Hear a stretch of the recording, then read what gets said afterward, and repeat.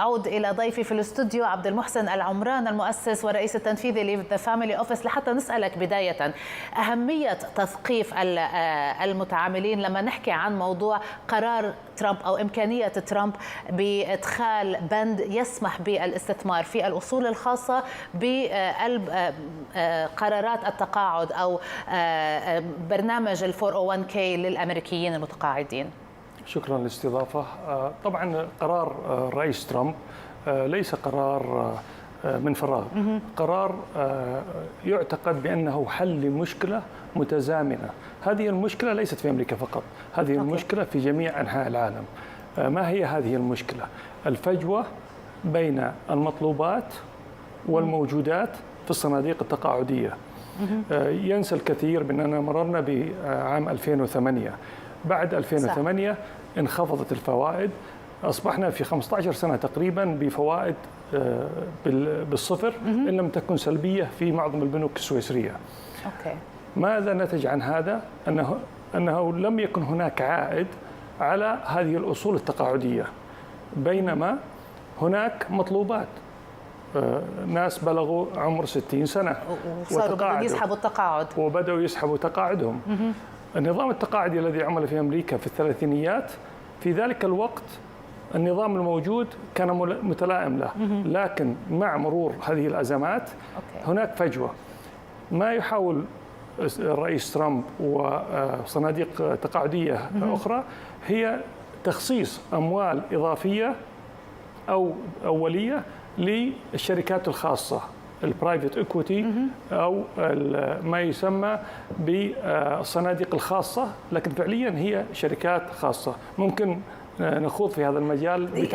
أعطينا فكرة أستاذ عبد المحسن، يعني ماذا يعني وما أهمية أن يكون هناك اهتمام بهذه البرايفت اكويتيز وهذه الاستثمارات الخاصة؟ ماذا تعني؟ لأنه هناك بعض التحفظات، يعني بعض الجهات المالية أبدت نوع من التحفظات على هذا الموضوع، لأنه بتشكل فيها رسوم عالية والعائد على الاستثمار يمكن مش كتير كبير. فوضح لنا الصورة شوي.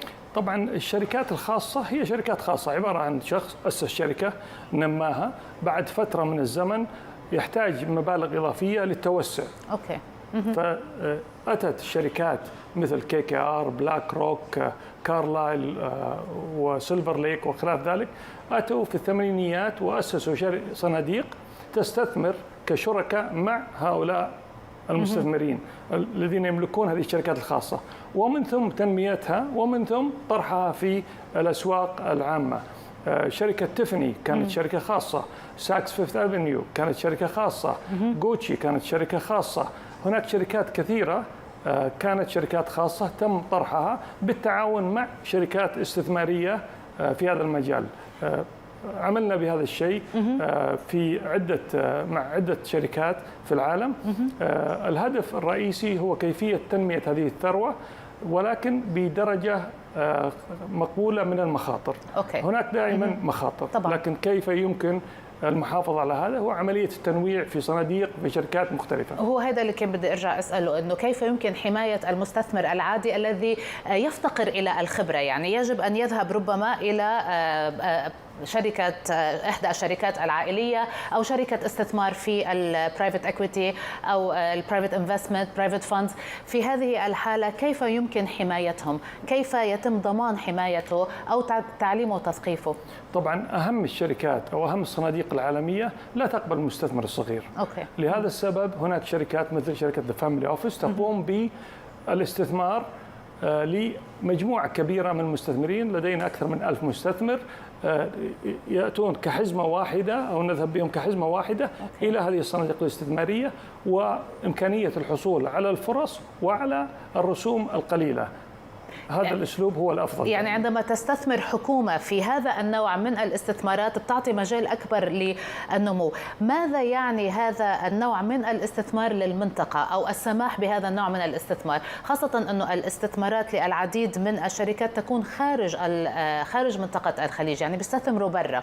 هل ممكن يستفيدوا من هذا النوع من الاستثمارات؟ من دون شك في الخليج بدأت هذه الصناعة، البرايفت ايكويتي، الفينشر كابيتال. يمكن الفينشر كابيتال فيها مخاطر اكثر، فيها مخاطر اكثر بدون شك، لكنها عملياتها أكثر أصبحت مؤخرا، لأن صغار المستثمرين يبحثون عن العائد ولا يفكرون في المخاطر. نعم.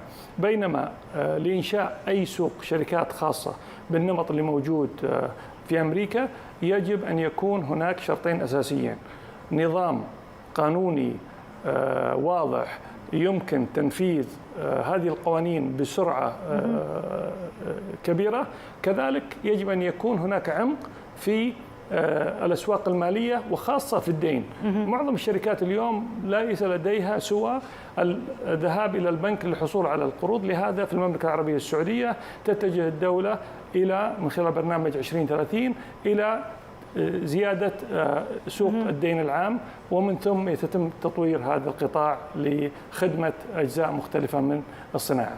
عندما نتحدث عن هذا الحديث عامة، ما هي الخطوة التالية لأي شركة عندما ترى هذه الفرص؟ ما هي الخطوات التالية التي يمكن أن تقومون بها؟